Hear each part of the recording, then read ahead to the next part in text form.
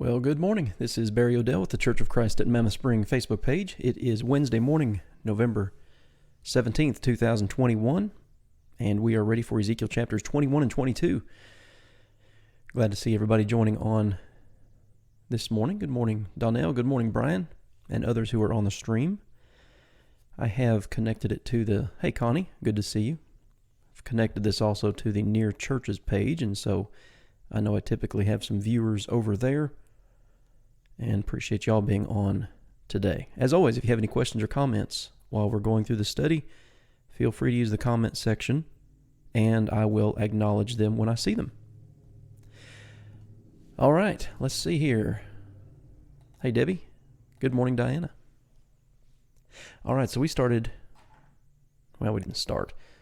In Ezekiel chapter 18, we looked at the other day. We looked at the fact that man is individually responsible for his or her own sins.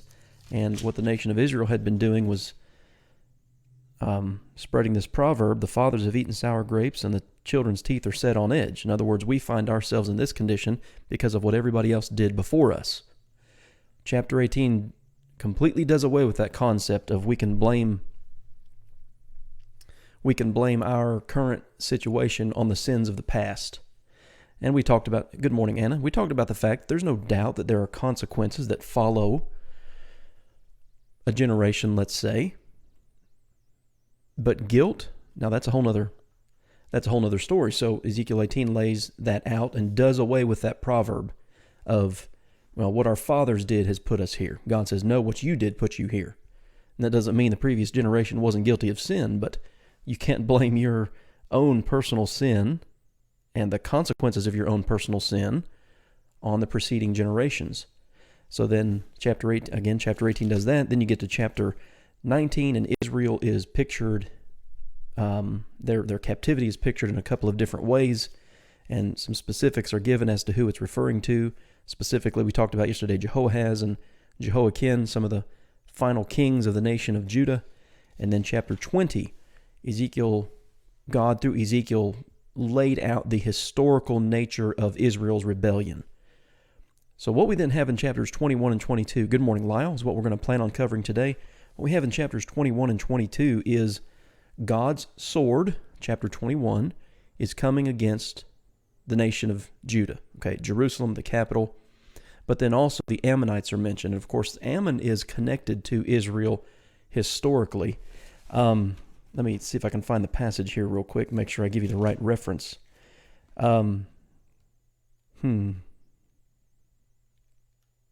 Well, it was, you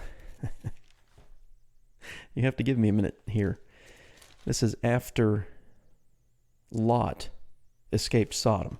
But anyway, there is a connection with the Ammonites and the Israelites. So what Ezekiel chapter 21 does is say God's sword is coming against both groups of people.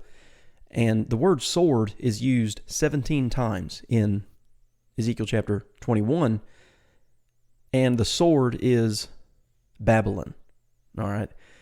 It's so important when we study these prophets to understand the historical context, what's going on at the time that Ezekiel's doing his work.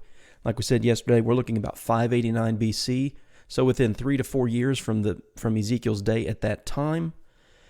And he's looking into those future events of Babylon returning for a third time to Jerusalem. Good morning, Linda. And finally destroying the city, knocking down the walls, and burning down the temple. Babylon is the sword of the Lord, as is used here. And the description throughout, we're not going to read all of chapter 21 because that's what this chapter is about. For instance, in Ezekiel 21 verse 3, God says, I will draw my sword out of its sheath and cut off both righteous and wicked from you. Because I will cut off both righteous and wicked from you, therefore my sword shall go out from its sheath against all flesh.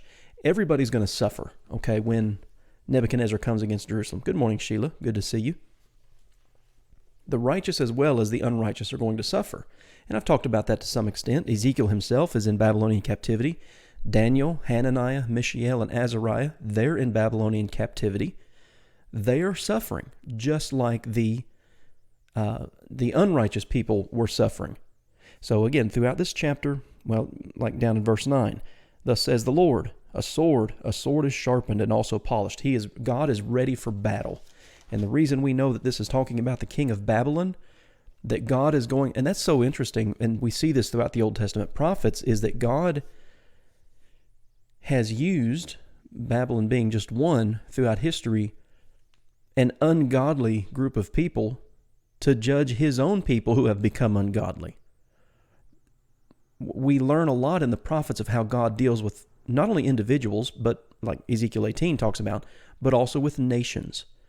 And it's like Daniel says repeatedly in Daniel chapter 4 specifically, like Daniel 4, I think it's verse 17 and verse 25, it's the Most High who rules in the kingdoms of men and gives them to whomsoever he will. Okay, ultimately God's in charge here.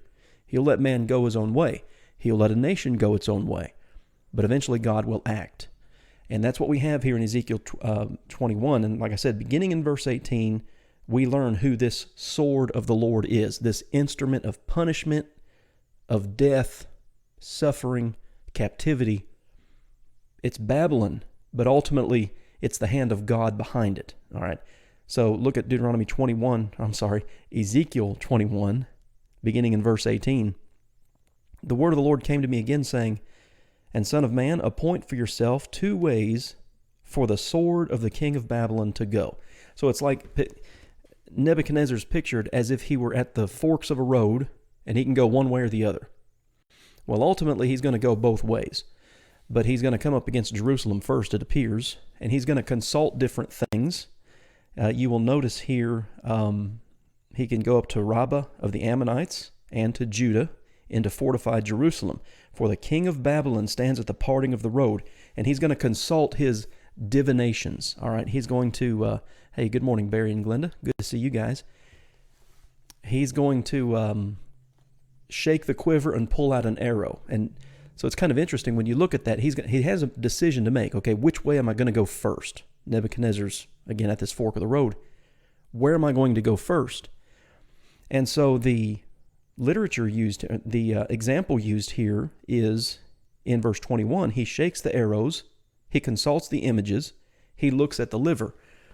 Well, that's kind of foreign to us, but he shakes the arrows. Well, you learn that to make a decision in time of war, good morning, Miss Louise, sometimes leaders would take a quiver, put several arrows in it, labeled, and they would shake it up, and whichever one they pulled out first, okay, that's where we're going. He would consult his images, okay, divination, idolatrous practices, and he would consult the liver. That's weird because there's not as much known about that, but there's an obvious implication of some kind of sacrifice, and then you would look at what we call the innards of an animal, and in whatever way they did that, they would come to a conclusion of, okay, this is the way we're going. Here's how the battle's going to go down. Nebuchadnezzar's doing all that, but remember, it's the hand of the Lord behind all of this. Babylon is his sword. It's his instrument of destruction and punishment, ultimately, that's coming about here. So that's what chapter 21 is all about. He's going to set up battering rams, verse 22. He's going to call for slaughter. He's going to lift up the voice with shouting to set battering rams against the gates, to heap up siege mounds. Well, that's what they're going to do to Jerusalem, and they're going to overtake it, overrun it. Well, why? That's chapter 22. And so as I was reading through chapter 22 and just making some notes for myself, man, here's one thing that we need to understand. I want to address this real quick. So I see this a lot, and I've seen it a lot on Facebook, particularly over the last couple of years. Christians, and I think well-meaning Christians, concerned about the United States of America, they post 2 Chronicles chapter 7 and verse 14, and that says, well, when my people who are called by my name, they call out to me, I will deliver them. Okay, 2 Chronicles 7:14 is not talking about a political empire like the United States of America. It was talking about God's people under the Old Covenant, Israel. Okay, if you want to consult, okay, so I've mentioned it a couple times. I'm just going to turn over there and read it. 2 Chronicles chapter 7, and it is, and by the way, this is God communicating with Solomon. about the possibilities of Solomon's reign if he would remain faithful. 2 Chronicles 7:14, if my people who are called by my name will humble themselves and pray and seek my face and turn from their wicked ways, then I will hear from heaven and will forgive their sin and heal their land. Now, I understand there are principles there of national repentance, and we even see that in the Old Testament. I think a great example of a group of people, a nation who is not God's people repenting are the Ninevites, all right, the book of Jonah. Specifically, Jonah chapter 3, that's recorded. But we have to understand what's being written here is written to Solomon, who's the monarch of God's people, Israel. It's not talking about the church, all right? I'm sorry, it's not talking about the United States of America. My point is this: if you want to apply something to 2 Chronicles 7:14, apply it to the church. That's who God's people is today. The United States of America is not God's people. And so we make this false connection because I think we're so politically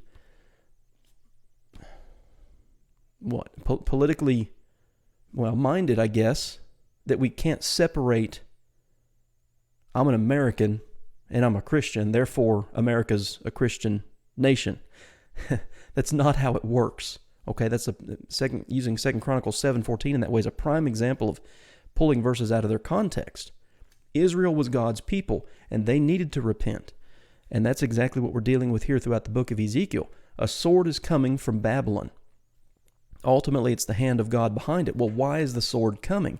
Well, that's what I was trying to get to before I kind of ran off on that little tangent, is Ezekiel chapter 22, because the things we see listed in Ezekiel 22 are things that we see in our culture all the time. God came up against his people, okay, which was a nation, because of these sins. Now, we look around at our own nation, the United States of America, and we see these sins. But again, we need to remember that God's people is not a nationality. It's not a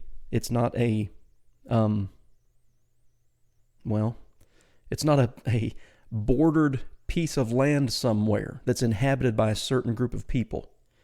It's the church. All right, so we need to understand that. But I do think there's something to discuss in terms of national sins and then the consequences of such national sins. So here's just a kind of perusing quickly through Ezekiel 22. Listen to these national sins. All right, verse 3, violence. The city sheds blood. It's talking about Jerusalem. She makes idols, okay, idolatry. And, we have as many, if not more, idols today, and it's not necessarily, all right, I'm bowing down to this little piece of wood over here that I've carved out and made it what I think a god should look like. It's not that. An idol is anything that you place before God, and anything that takes your time, your focus, your attention away from God to this over here. Man, we've got plenty of those things in our current culture. So violence, idolatry. You go down to verse 6, disrespect.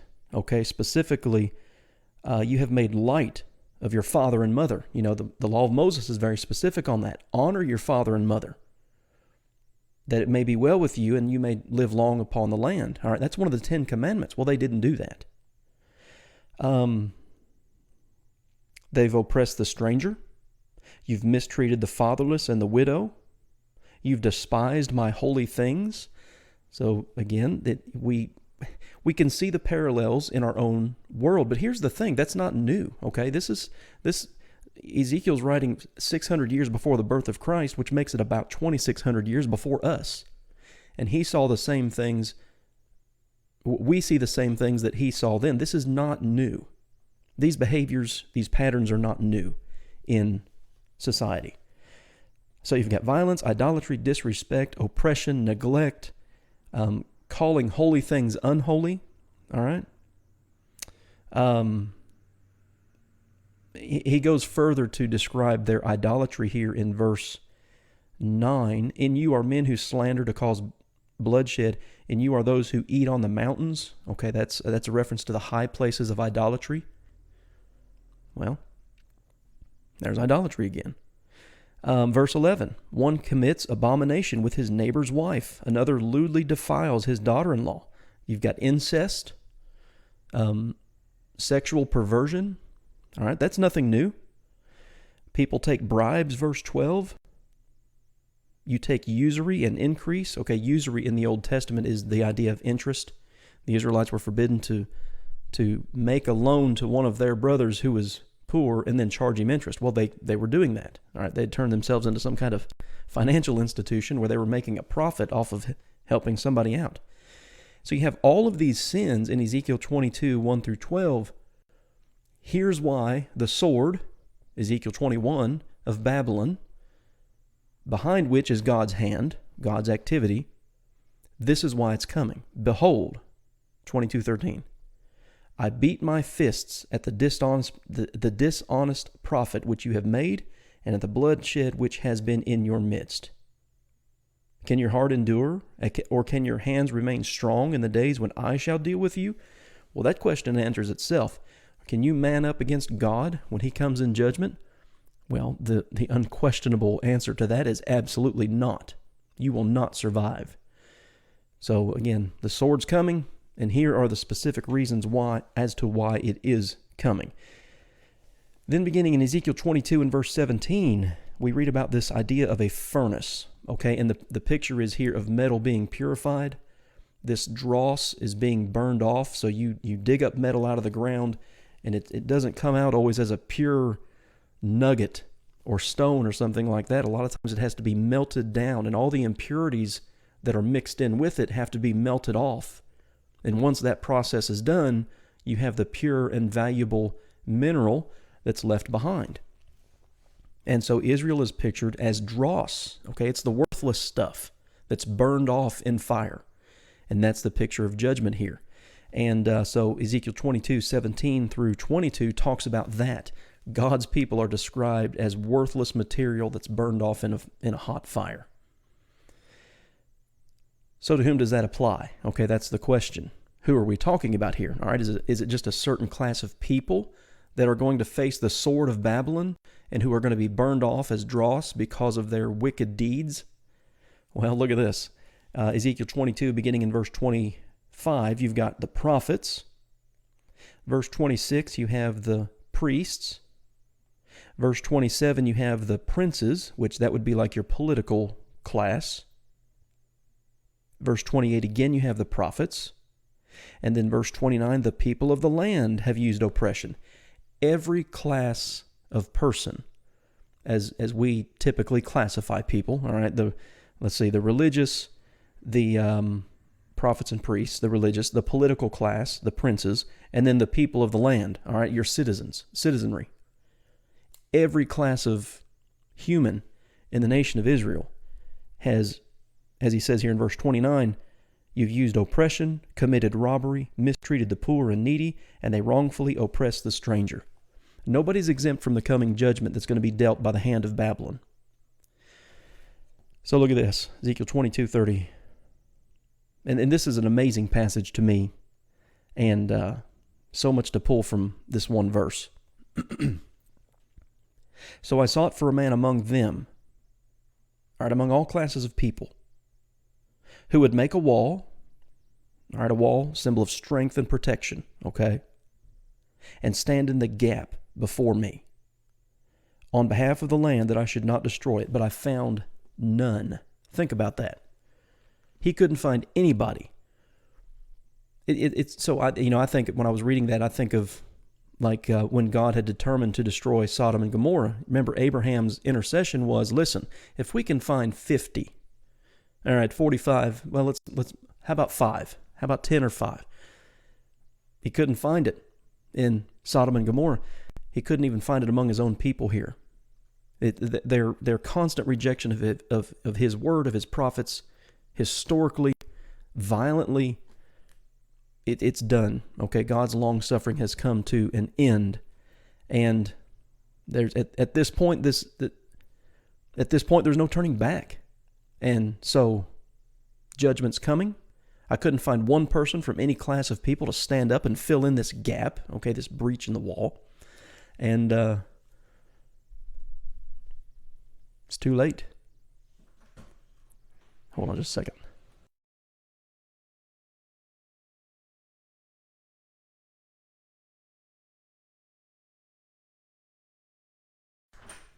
All right. Had somebody dropping off some material for me. Anyway, he couldn't find anybody. Therefore, okay, so here's the conclusion of all this. I have poured out my indignation on them. I have consumed them with the fire of my wrath. Look at that phrase there. The fire of my wrath. Man. So there are two passages that I think of when I read that phrase, and they're both in the book of Hebrews. And so I'm going to turn over there just real quick. The first one is in Hebrews chapter 10, and this is within the context of willful sin. If you sin willfully, verse 26, after we have received the knowledge of the truth, there no longer remains a sacrifice for sins. And he goes into further detail about that. But then he says this, it is a fearful thing to fall into the hands of the living God. That's where Israel finds herself at this point in time. They are falling into the hands of the living God. All right? And then you turn over a page or so to Hebrews chapter 12, and he says, I'll just start in verse 28. Therefore, since we are receiving a kingdom which cannot be shaken, let us have grace by which we may serve God acceptably with reverence and godly fear. For our God is a consuming fire. Man, we need to know the totality of God's character. God is love. What is that? 1 John 4:8. God is love. Okay, God is gracious, merciful, kind, long-suffering, compassionate. I mean, we could go on and on with these descriptions. But God is furious.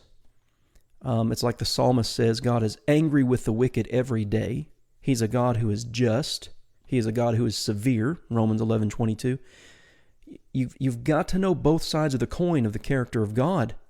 Because if your view of God is, hey, he's just all love, the way I've kind of described it, the image that people get in their mind is like God is like a grandpa who's sitting back and watching the grandkids go crazy. And you know how the parents feel about that. The parents are going nuts about it. But that's how some people picture God. He's just up there on a big chair, and he just loves everybody, and everybody's going to be saved. And there are actually people who hold to that idea of universalism, that everybody's going to be saved. But then there are other folks who have the view of God that it's like, man, he's just waiting up there in heaven. He's got a big hammer, and he's waiting for me to mess up so he can crush me. Both of those views are wrong, okay? They're both completely incomplete of God.